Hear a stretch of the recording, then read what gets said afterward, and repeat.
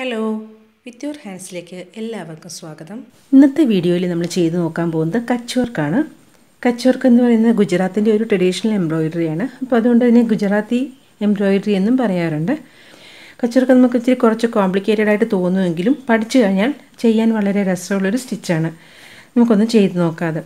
ഒരു കച്ച് വർക്ക് എന്ന് പറയുമ്പം അതിൻ്റെ ഏറ്റവും ബേസിക് ആയിട്ടുള്ള ഒരു മോട്ടീഫ് എന്ന് പറയുന്നത് ഇങ്ങനെ ഒരു ബോക്സാണ് വരുന്നത്. അതായത് 4 സ്ക്വയറുകളും സെൻറ്ററിലൊരു സ്ക്വയറും, അങ്ങനെ ഒരു 5 സ്ക്വയർ വരുന്ന ഒരു മോട്ടീഫാണ് അതിൻ്റെ ബേസിക് ആയിട്ട് വരുന്ന ഡിസൈൻ. പിന്നെ ഇത് തന്നെ നമ്മൾ ജോയിൻ ചെയ്തൊക്കെയാണ് വേറെ ഡിസൈനുകളിലേക്ക് പോകുന്നത്. ഒരു ഫ്രെയിം തയ്ച്ചിട്ട് അതിൻ്റെ ഉള്ളിൽ വീവ് ചെയ്തെടുക്കുന്ന ഒരു സ്റ്റിച്ചാണ് കച്ച് വർക്ക്.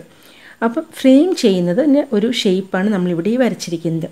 എന്നിട്ട് അതിൻ്റെ ഉള്ളിൽ കൂടെ കോർത്ത് എടുക്കുക ചെയ്യുക. ഈ ഫ്രെയിം ചെയ്യുന്നതിൽ ചെറിയൊരു മാറ്റത്തിൽ 2 തരത്തിൽ കച്ച് വർക്ക് ചെയ്യാറുണ്ട്. ഇപ്പോൾ ഇത് രണ്ടും തമ്മിൽ നോക്കിയാൽ മനസ്സിലാകും ഇതിൻ്റെ ഷേപ്പും വ്യത്യാസമുണ്ട്. വീവിങ് രണ്ടിൻ്റെയും ഒരുപോലെയാണ്. ഈ ഫ്രെയിം തയ്ച്ചെടുക്കുന്നതിന് മാത്രമാണ് ഒരു ചെറിയ വ്യത്യാസമുള്ളത്. അപ്പോൾ ഇതിൻ്റെ ഈ രീതിയിൽ ചെയ്യുമ്പോൾ ഇതിൻ്റെ കോർണറുകളെല്ലാം ഇതുപോലെ ഷാർപ്പായിട്ടായിരിക്കും ഇരിക്കുന്നത്. ഇങ്ങനെ ചെയ്യുമ്പം എല്ലാ കോർണറും ഇങ്ങനെ എഡ്ജസൊക്കെ ഇങ്ങനെ പരന്നായിരിക്കും ഇരിക്കുന്നത്. ഇതാണ് ഇത് തമ്മിലുള്ള വ്യത്യാസം. ഈ 2 രീതിയിൽ ചെയ്യുന്നത് ഞാനിവിടെ കാണിച്ചു തരാം. ഈ ഒരു ബേസിക് മോട്ടീഫ് ചെയ്യുന്നതിന് മുമ്പ് നമുക്ക് ആദ്യം അതിൻ്റെ ഒരു സ്ക്വയർ മാത്രം, ഈ ഒരു ബോക്സ് മാത്രം ചെയ്യുന്നത് എങ്ങനെയാണെന്ന് ഒന്ന് നോക്കാം. അത് ചെയ്ത് കഴിഞ്ഞാൽ നമുക്ക് അത് ചെയ്യുന്നത് എങ്ങനെയാണെന്നൊന്ന് പഠിച്ചതിന് ശേഷം ഈ ഒരു മോട്ടീഫിലേക്ക് ചെയ്യുന്നത് എങ്ങനെയാണെന്നും കാണിച്ചു തരാം. അത് കഴിഞ്ഞിട്ട് പിന്നീട് ജോയിൻ ചെയ്യുന്നത് എങ്ങനെയാണെന്ന് വേറെ അടുത്തടുത്തുള്ള വീഡിയോകളിൽ കാണിച്ചു തരാം. അപ്പോൾ നമുക്ക് ഈ ഒരു ബോക്സ് ചെയ്യുന്നതാണ് നോക്കേണ്ടത്. ഈ ബോക്സിലും നമുക്ക് നോക്കിയാൽ മനസ്സിലാകും 2 മെത്തേഡ് ചെയ്യുമ്പോഴും ഓരോ ഷേപ്പ് വ്യത്യാസമുണ്ട്. ഞാൻ നേരത്തെ പറഞ്ഞതുപോലെ ഇതിൻ്റെ കോർണറുകളും തമ്മിൽ വ്യത്യാസമുണ്ട്. അത് ഫ്രെയിം ചെയ്യുന്നതിൽ മാത്രമേ മാറ്റമുള്ളൂ. വീവ് ചെയ്യുന്നത് രണ്ടും ഒരുപോലെ തന്നെയാണ്. അപ്പോൾ നമുക്കിതെങ്ങനെ ചെയ്തെടുക്കാം നോക്കാം. നമുക്കിവിടെ ആദ്യം ഈ ഒരു ബോക്സ് എങ്ങനെ ചെയ്തെടുക്കുന്നത് നോക്കാം. ഇവിടെ ഈ ബോക്സ് ഞാൻ ഈ ഒരു മെത്തേഡാണ് കാണിച്ചു തരാൻ പോകുന്നത്. കോർണർ ഇതുപോലെ ഷാർപ്പായിട്ട് വരുന്ന മെത്തേഡ്. അതിനായിട്ട് ഈ ബോക്സ് ഞാൻ കുറച്ച് വലുതായിട്ടാണ് വരച്ചിരിക്കുന്നത്. തയ്ക്കുന്നത് പെട്ടെന്ന് മനസ്സിലാകാൻ വേണ്ടിയിട്ടാണ് വലുതാക്കി വരച്ചിരിക്കുന്നത്.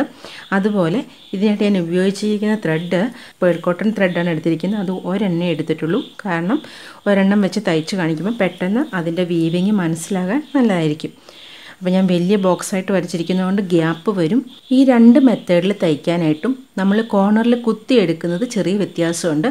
അതിനായിട്ട് നമുക്ക് ഈ മെത്തേഡ് തയ്ക്കാനായിട്ട് നമുക്ക് ഓരോ കോർണറിലും ഇതുപോലെ ഒരു ചെറിയ ലൈൻ ഇട്ട് കൊടുക്കാം. തുടക്കത്തിൽ ഇങ്ങനൊന്ന് ലൈൻ ഇട്ട് പഠിച്ചാൽ മതി. പിന്നീട് നമുക്ക് ലൈൻ ഇടണമെന്നില്ല, കുത്തിയെടുത്താൽ മതി. ഇതുപോലെയാണ്, ഈ ഡയറക്ഷനിലാണ് കുത്തിയെടുക്കുന്നത്. ഇങ്ങനെ ഈ മെത്തേഡ് ചെയ്യുമ്പോൾ നമ്മൾ ചെയ്യേണ്ടതെന്ന് വെച്ചാൽ ഓരോ ലൈനും നീട്ടി കൊടുക്കുക. ഇങ്ങനെ ഓരോ വശത്തേക്കുമുള്ള ലൈനുകൾ നീട്ടി കൊടുക്കുക. എന്നിട്ട് അങ്ങ് കുത്തിയെടുക്കുകയാണ് ചെയ്യുന്നത്. ഇങ്ങനെയാണ് അതിൻ്റെ ബേസ് തമ്മിലുള്ള വ്യത്യാസം. ആദ്യം ഈ ബോക്സ് ചെയ്തെടുക്കാം. അതിനായിട്ട് ഞാനിവിടെ ആദ്യം ഏതെങ്കിലും ഒരു കോർണറിലാണ് നീഡിൽ കുത്തി മുകളിലേക്ക് എടുക്കാൻ പോകുന്നത്. ഈ അറ്റത്തല്ല, ഈ ബോക്സിൻ്റെ കോർണറിലായിട്ട് ഇതുപോലെ നീഡിൽ കുത്തി മുകളിലെടുക്കുക. ഇനി നമുക്ക് ഈ ത്രെഡ് ഇങ്ങോട്ടാണ് പോകേണ്ടത്.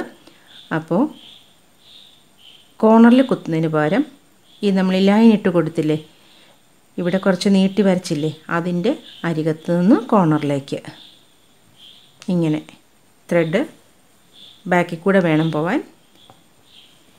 ഇങ്ങനെ വലിച്ചെടുക്കുക.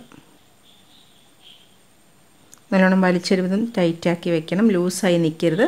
അതുപോലെ കച്ച് വർക്ക് ചെയ്യുമ്പം നമ്മുടെ ഫ്രെയിം അത്യാവശ്യം നല്ല ടൈറ്റായിട്ട് തന്നെ ക്ലോത്ത് വയ്ക്കണം. ഇനി ഇങ്ങോട്ട് പോകണം. ഇങ്ങോട്ട് പോകാനായിട്ട് ഞാൻ ഫ്രെയിം പതുക്കെ തിരിക്കുകയാണ്. ഫ്രെയിം ഇതുപോലെ തിരിച്ച് കൊടുത്തുകൊണ്ട് ചെയ്തെടുക്കണം. ഈ അറ്റത്തു നിന്നും ഇങ്ങനെ കുത്തിയെടുക്കുക. എന്നിട്ട് വലിച്ച് നല്ലോണം ടൈറ്റ് ചെയ്യുക. അപ്പോൾ ഇങ്ങനെ വന്നു. വീണ്ടും ഈ വശത്തേക്ക് ഇങ്ങനെ കുത്തിയെടുക്കാൻ ബുദ്ധിമുട്ടുള്ളവർ ഈ അറ്റത്ത് കുത്തിയിട്ട് ഫ്രെയിമിന് അടിയിൽ കൂടെ കൈ കൊണ്ടുപോയി അടിയിൽ നിന്ന് ഇങ്ങനെ കുത്തിയെടുത്താലും മതി. ത്രെഡ് എപ്പോഴും നീഡിലിൻ്റെ ബാക്കിലായിരിക്കണം ഇരിക്കുന്നത്. വലിച്ച് ടൈറ്റ് ചെയ്തു. ഇവിടെ എത്തുമ്പോൾ എന്താ ചെയ്യേണ്ടതെന്ന് വെച്ചാൽ, കച്ച് വർക്കിൽ നമ്മൾ ഫ്രെയിം ചെയ്യുമ്പം ശ്രദ്ധിക്കേണ്ട ഒരു കാര്യം, ഒരു ത്രെഡിൻ്റെ ഒരു വശത്ത് അടിയിലൂടെയാണ് പോയിരിക്കുന്നതെങ്കിൽ മറ്റേ വശത്ത് മുകളിൽ കൂടി ആയിരിക്കണം. ഓൾട്ടർനേറ്റ് ആയിട്ട് മുകളിലൂടെയും താഴെക്കൂടെയും ആയിരിക്കണം പൊയ്ക്കുന്നത്. ഇപ്പോൾ നമുക്ക് ഇവിടെ ശ്രദ്ധിച്ചാൽ കാണാം, ഈ ത്രെഡ് ഇവിടെ മുകളിലൂടെയും ഇവിടെ അടിയിലൂടെയാണ് വന്നേക്കുന്നത്. അതുപോലെ ഈ ത്രെഡ് നോക്കുകയാണെങ്കിൽ ഇവിടെ മുകളിൽ കൂടെയും ഇവിടെ അടിയിലൂടെയും. അതുപോലെ തന്നെ ഈ ത്രെഡ് നമുക്ക് ഇപ്പോൾ ഇവിടെ മുകളിലൂടെയല്ലേ വന്നിരിക്കുന്നത്, ഇവിടെ ഇതിൻ്റെ മുകളിൽ കൂടിയാണ് പോകുന്നത്. അപ്പം ഇതിൻ്റെ അടിയിലൂടെ എടുക്കുക.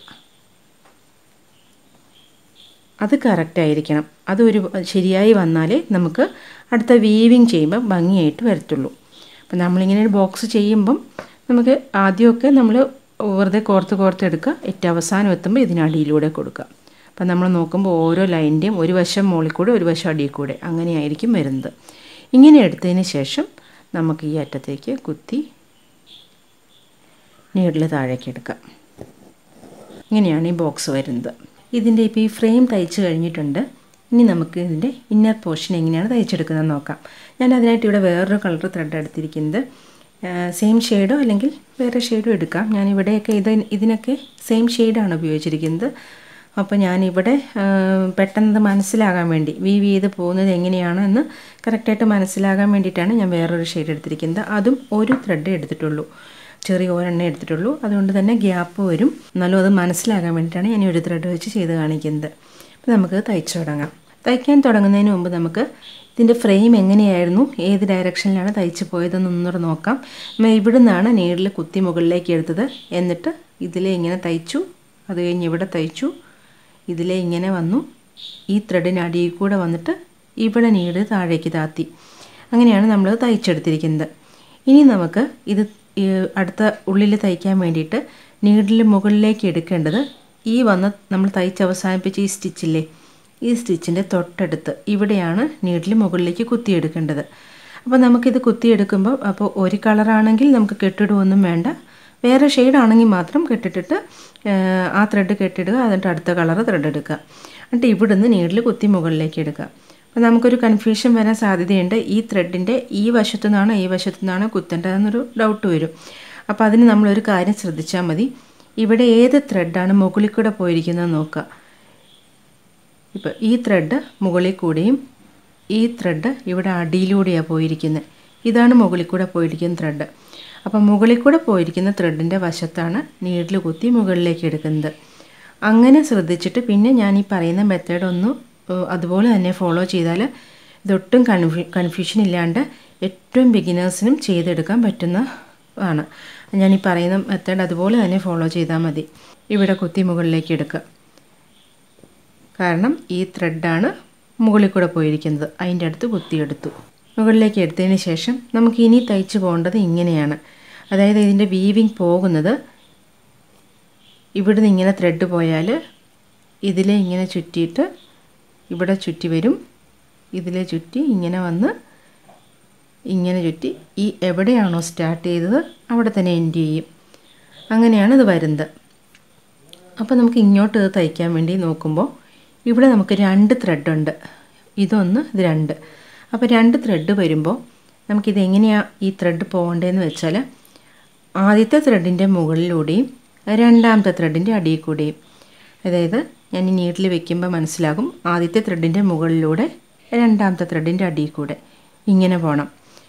ഇങ്ങനെ വേണം നമ്മളത് കോർത്തെടുക്കാനായിട്ട്. ഇപ്പം നമുക്കൊരു കാര്യം ശ്രദ്ധിച്ചാൽ മനസ്സിലാവും, അതങ്ങനെ വെച്ചതിന് കാരണം എന്താണെന്ന് വെച്ചാൽ ഈ ത്രെഡ് മുകളിൽ കൂടെ പോയ ത്രെഡല്ലേ, അതിപ്പോൾ അടിയിലൂടെ വരും. തയ്ച്ച് കഴിയുമ്പോൾ ഈ ത്രെഡ് അടിയിലൂടെ പോയതാണ്, അതിവിടെ മുകളിലൂടെ വന്നു. അങ്ങനെ വേണം, അതാണ് നമ്മൾ നോക്കേണ്ടത്. അപ്പം നമ്മൾ ഈ കറക്റ്റായിട്ട് ഈ കുത്തിയെടുക്കുന്നതൊക്കെ കറക്റ്റ് ആണെങ്കിൽ ഞാൻ ഈ പറയുന്ന ഒരു മെത്തേഡ് നോക്കിയാൽ മതി. ആദ്യത്തെ ത്രെഡിൻ്റെ മുകളിലൂടെ രണ്ടാമത്തെ ത്രെഡിൻ്റെ അടിയിൽ കൂടെ ഇങ്ങനെ എടുക്കുക. ഇങ്ങനെ എടുത്തതിന് ശേഷം ഇനി നമുക്കിത് ഇവിടെ ഇങ്ങനെ ചുറ്റി ഇങ്ങോട്ടല്ലേ പോകേണ്ടത്. അപ്പോൾ ഇവിടുത്തെ ഈ സ്റ്റിച്ചിൻ്റെ ഉള്ളിൽ കൂടെ ഇങ്ങനെ നീഡിൽ കോർത്തെടുക്കുക. ഇങ്ങനെ വരും. ഇനി നമുക്ക് ഈ ത്രെഡ് ഇങ്ങനെയാണ് പോകേണ്ടത്. അപ്പോൾ ഞാനിവിടെ ഫ്രെയിം ഒന്ന് തിരിച്ചെടുക്കുകയാണ്. ഇനി നമുക്ക് ഈ ത്രെഡ് ഇങ്ങനെ പോകണം. അപ്പം നമുക്കിവിടെ നോക്കുമ്പോൾ ഇവിടെ 3 ത്രെഡുകൾ വരുന്നുണ്ട്. 1, 2, 3 ആദ്യത്തെ ഈ 2 ഫ്രെയിമിൻ്റെ 2 ത്രെഡുകളും പിന്നെ ഇടയിലൂടെ ഒരെണ്ണം ഇപ്പോൾ നമ്മൾ കോർത്തെടുത്ത ഗ്രീൻ ത്രെഡും. അപ്പോൾ ഇങ്ങനെ 3 വരുമ്പോൾ നമ്മൾ ശ്രദ്ധിക്കേണ്ടത് ആദ്യത്തെ ത്രെഡിൻ്റെ മുകളിലൂടെ രണ്ടാമത്തെയും മൂന്നാമത്തെയും ത്രെഡിൻ്റെ അടിയിലൂടെ. ഇപ്പോഴും ഞാൻ നേരത്തെ പറഞ്ഞതുപോലെ നോക്കുകയാണെങ്കിൽ മുകളിലൂടെ വന്ന ത്രെഡ് അടിയിലായി. കണ്ടോ, ഇവിടെ അടിയിൽ കൂടെ പോയതായിരുന്നു, അതിവിടെ മുകളിലെത്തി. ഈ ഗ്രീൻ ത്രെഡ് ഇവിടെ അടിയിലൂടെയാണ് പോയിരിക്കുന്നത്, അതിവിടെ മുകളിലെത്തി. അങ്ങനെയാണ് അത് വരുന്നത്. എന്നിട്ട് വലിച്ചെടുക്കുക. ഇങ്ങനെ വരും. ഇനി നമുക്ക് ഇങ്ങോട്ട് വളഞ്ഞ് വരണം. അതിന് വേണ്ടി ഈ സ്റ്റിച്ചിൻ്റെ ഇടയിലൂടെ വലിച്ചെടുക്കുക. ഇനി നമുക്ക് ഇങ്ങോട്ട് വളഞ്ഞ് വരണം. ഫ്രെയിം വീണ്ടും ഒന്ന് തിരിച്ചു കൊടുക്കുക. എന്നിട്ട് നേരത്തെ വന്ന പോലെ തന്നെയാണ്. ഇപ്പോൾ ഇവിടെ 3 ത്രെഡ് വരുന്നുണ്ട്. അപ്പോൾ ആദ്യത്തേതിൻ്റെ മുകളിൽ കൂടി എടുക്കുക, രണ്ടാമത്തെയും മൂന്നാമത്തെയും ത്രെഡിൻ്റെ അടിയിലൂടെ എടുത്തു. ഇങ്ങനെ നമ്മൾ എടുക്കുമ്പോൾ അത് തെറ്റിപ്പോവില്ല. ഓൾട്ടർനേറ്റ് ആയിട്ട് ഒന്ന് അടിയിൽ കൂടെ ഒന്ന് മുകളിൽ കൂടെ അങ്ങനെ തന്നെ വരുള്ളൂ. ഇനി നമുക്ക് ഇങ്ങോട്ട് വളഞ്ഞ് വരണം. അപ്പോൾ ഈ സ്റ്റിച്ചിൻ്റെ ഇടയിലൂടെ നീഡിൽ ഇതുപോലെ കോർത്തെടുക്കുക. ഇങ്ങനെ വന്നു. ഇനി നമുക്ക് ഇത് ഇങ്ങോട്ട് പോകണം. ഫ്രെയിം വീണ്ടും ഒന്ന് തിരിച്ചു കൊടുക്കുക. ഇനി വരുമ്പോൾ ഇവിടെ എത്തുമ്പോൾ നമുക്ക് നോക്കുമ്പോൾ 4 ത്രെഡുകളുണ്ട്.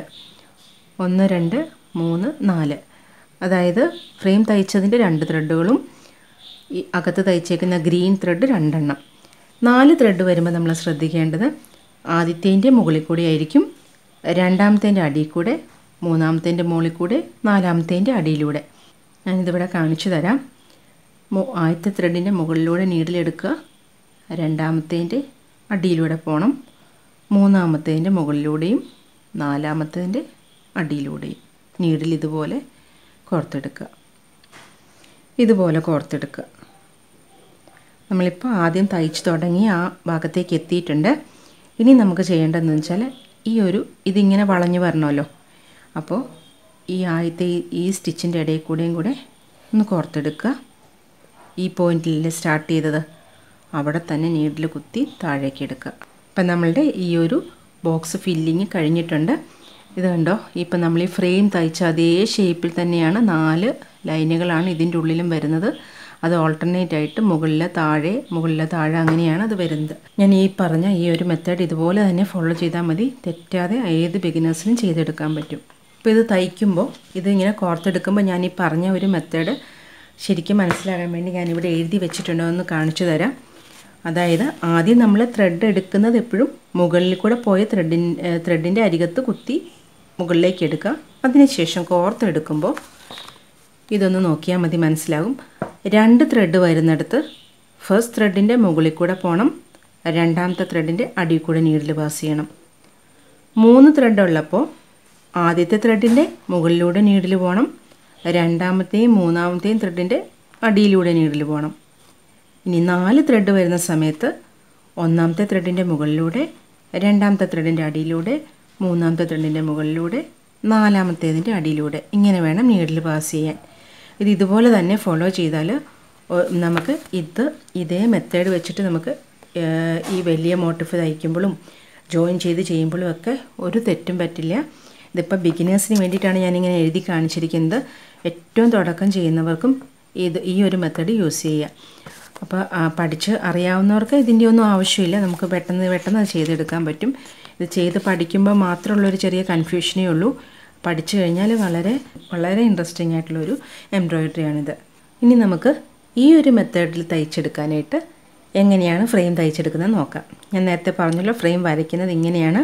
ഈ ഓരോ സൈഡും നീട്ടിക്കൊടുക്കുക, എന്നിട്ട് ഇനി തയ്ച്ചെടുക്കുക. ഇതിനായിട്ട് ആദ്യം ഈ ബോക്സിൻ്റെ കോർണറിലല്ല, ഈ ലൈൻ നീട്ടിക്കൊടുത്തേക്കുന്ന അറ്റത്തുനിന്ന് നീഡിൽ കുത്തിയെടുക്കുക.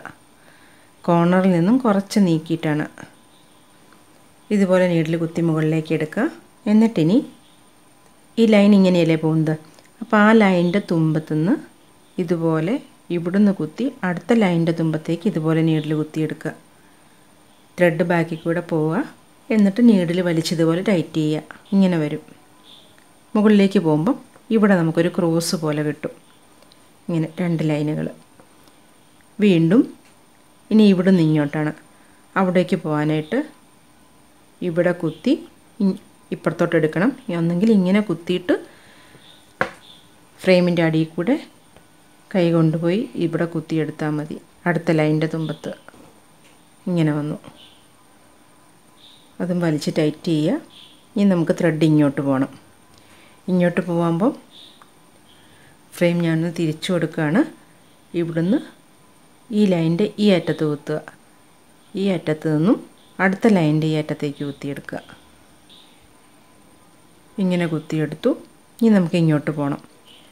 ഇങ്ങോട്ട് പോകുമ്പോൾ നമ്മളൊരു കാര്യം ശ്രദ്ധിക്കാനുള്ളത്, നേരത്തെ ഇവിടെ ഫ്രെയിം ചെയ്തപ്പോഴത്തെ പോലെ തന്നെ ഈ ത്രെഡ് ഇതിനടിയിലൂടെ പോകണം. കാരണം ഇവിടെ ഈ ത്രെഡ് ഇതിൻ്റെ മുകളിൽ കൂടിയാണ് പോയിരിക്കുന്നത്. അപ്പോൾ ഇവിടെ അടിയിലൂടെ വരണം. ഓൾട്ടർനേറ്റ് ആയിട്ടാണ് മുകളിലൂടെയും താഴെയൂടെയും വരേണ്ടത്. ഇങ്ങനെ വരും. എന്നിട്ട് ഈ ലൈനിൻ്റെ അറ്റത്തായിട്ട് കുത്തിയിറക്കുക. നീഡിൽ കുത്തി താഴേക്ക് ഇറക്കുക. ഇപ്പോൾ ഓൾട്ടർനേറ്റ് ആയിട്ട് ഇവിടെ മുകളിൽ വന്നു, ഇതിവിടെ താഴെ പോയി. ഈ ത്രെഡ് ഇവിടെ മുകളിൽ വന്നു, ഇവിടെ താഴേക്ക് എത്തി. ഈ ത്രെഡ് ഇവിടെ ഇതിലെ മുകളിൽ വന്നു, ഇവിടെ താഴെ കൂടെ പോയി. ഈ ത്രെഡ് ഇവിടെ മുകളിലും ഇവിടെ താഴെ എത്തി. ഇങ്ങനെ വേണം ഇത് വരാൻ. ഇനി നമുക്ക് ഈ ത്രെഡ് തന്നെയാണ് എടുക്കുന്നതെങ്കിൽ നേരത്തെ ഇത് ചെയ്തപ്പോൾ കാണിച്ചതുപോലെ തന്നെ നമ്മളിപ്പോൾ ഇവിടെയാണ് നീഡിൽ കുത്തി താത്തിയിരിക്കുന്നത്. ഇതിൻ്റെ ഈ കോർണറിലായിട്ട് കുത്തി മുകളിലേക്ക് എടുക്കുക. അത് കുത്തിയെടുക്കുമ്പോഴും നമുക്ക് കൺഫ്യൂഷൻ വരാതിരിക്കാനായിട്ട് ശ്രദ്ധിക്കുക. ഇവിടെയാണോ കുത്തേണ്ടതെന്ന് ഡൗട്ട് വരും. അപ്പോൾ നോക്കുക ഏത് ത്രെഡാണ് മുകളിൽ പോയിരിക്കുന്നത് അതിൻ്റെ അടുത്ത്. ഇതിവിടെ അടിയിലൂടെയാണ് പോയിരിക്കുന്നത്. അപ്പോൾ അവിടെയല്ല, ഇതാണ് മുകളിൽ കൂടെ പോയിരിക്കുന്നത്. അപ്പോൾ ഇവിടെ ഈ ഒരു സ്ഥലത്താണ് ഇത് കുത്തി മുകളിലേക്ക് എടുക്കേണ്ടത്. അപ്പോൾ ഞാനിവിടെ വേറെ ഷെയ്ഡ് എടുക്കുകയാണ് ഇത് മനസ്സിലാകാൻ വേണ്ടി. ഇനി നമുക്ക് ഇങ്ങനെ വേണം പോവാൻ. ഇത് ചെയ്ത പോലെ തന്നെയാണ്. 2 ത്രെഡ് വരുമ്പം 2 ആദ്യത്തേൻ്റെ മുകളിലൂടെയും 2ാമത്തേൻ്റെ അടിയിൽ കൂടെ എടുത്തു. ഇനി കോർണറിലെത്തുമ്പം നമുക്കിതിന് 2 ലൈനുകൾ വരുന്നുള്ളൂ. ഇതിന് നമുക്ക് ഒരു സ്റ്റിച്ചേ വരുന്നുണ്ടായിരുന്നുള്ളൂ. ഇവിടെ ഇവിടെയും 2 എണ്ണം ഉണ്ട്. അപ്പോൾ നമ്മൾ എന്താ ചെയ്യണമെന്ന് വെച്ചാൽ 2ാമത്തേൻ്റെ ഇത് മുകളിൽ കൂടെ പോയിരിക്കുന്നത് ഇതിൻ്റെ മുകളിൽ കൂടെ വന്നിട്ട് ഇതിൻ്റെ ഇടയിൽ കൂടെ വേണം എടുക്കാൻ. ഇങ്ങോട്ട് പോയിരിക്കുന്നതിൻ്റെ ഇതാ ഇങ്ങനെ വരും. അപ്പോൾ അതവിടെ ഉടക്കി നിന്നോളും. ഇനി നമുക്കിത് ഇങ്ങോട്ട് പോകണം. നേരത്തെ ചെയ്ത പോലെ തന്നെയാണ്. അതിനൊരു വ്യത്യാസവും ഇല്ല. ആദ്യത്തേൻ്റെ മുകളിൽ കൂടെ 2ാമത്തേൻ്റെയും 3ാമത്തേൻ്റെയും അടിയിൽ കൂടെ പോവുക.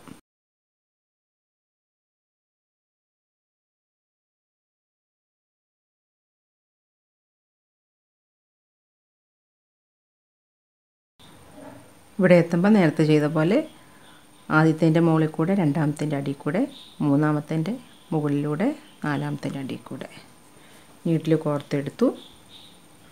ഇനി നമുക്ക് വീണ്ടും ഇങ്ങോട്ട് വളഞ്ഞ് വരണ്ടേ, അതിന് വേണ്ടി ഈ ആദ്യത്തത് വിടുക. ആദ്യത്തിൽ നിന്ന് സ്കിപ്പ് ചെയ്തിട്ട് 2ാമത്തേൻ്റെ ഈ സ്റ്റിച്ചിൻ്റെ ഇടയിലൂടെ കോർത്തെടുക്കുക. നേരത്തെ ചെയ്ത പോലെ തന്നെയാണ്. നമ്മൾ എവിടെയാണോ സ്റ്റാർട്ട് ചെയ്തത് അവിടെ തന്നെ നീഡിൽ കുത്തി താഴേക്ക് ഇറക്കുക. അതിൻ്റെ ഉള്ളിൽ 4 ത്രെഡുകൾ ഫ്രെയിം വന്ന പോലെ തന്നെയാണ് വന്നിട്ടുണ്ട്. ഇതാണ് 2 മെത്തേഡിൽ ചെയ്യുന്നത്. അപ്പോൾ ഈ വീഡിയോ കുറച്ച് ലെങ്തി ആയി പോയിട്ടുണ്ട്. കാരണം ബിഗിനേഴ്സിന് ചെയ്യാൻ വേണ്ടിയിട്ട് കുറച്ച് എക്സ്പ്ലെയിൻ ചെയ്ത് ഞാൻ പറഞ്ഞിരിക്കുന്നതുകൊണ്ടാണ്. അപ്പം ഈ ഒരു മോട്ടിഫ് ചെയ്യുന്നത് അടുത്ത വീഡിയോയിൽ കാണിക്കാം. അല്ലെങ്കിൽ ഈ വീഡിയോ ഒത്തിരി വല്ലാതെ ലെങ്തി ആയി പോകും. അപ്പോൾ അടുത്ത വീഡിയോയിൽ ഞാൻ ഇത് ചെയ്യുന്നത് എങ്ങനെയാണെന്ന് കാണിച്ചു തരാം. അപ്പോൾ ഇന്നത്തെ വീഡിയോ എല്ലാവർക്കും യൂസ്ഫുൾ ആയെന്ന് കരുതുന്നു. അപ്പോൾ ഇഷ്ടമായെങ്കിൽ ഒന്ന് ലൈക്ക് ചെയ്യുകയും അതുപോലെ ഇങ്ങനെയുള്ള സ്റ്റിച്ചിങ് ഒക്കെ ഇഷ്ടപ്പെടുന്നവർക്ക് ഇതൊന്ന് യൂസ്ഫുൾ ആയെന്ന് തോന്നുന്നുണ്ടെങ്കിൽ ഒന്ന് ഷെയർ ചെയ്യുകയും ചെയ്യണം. ചാനൽ ഇഷ്ടപ്പെട്ടാൽ സബ്സ്ക്രൈബ് ചെയ്യുകയും ചെയ്യണം. അപ്പോൾ അടുത്ത വീഡിയോയിൽ കാണാം. താങ്ക്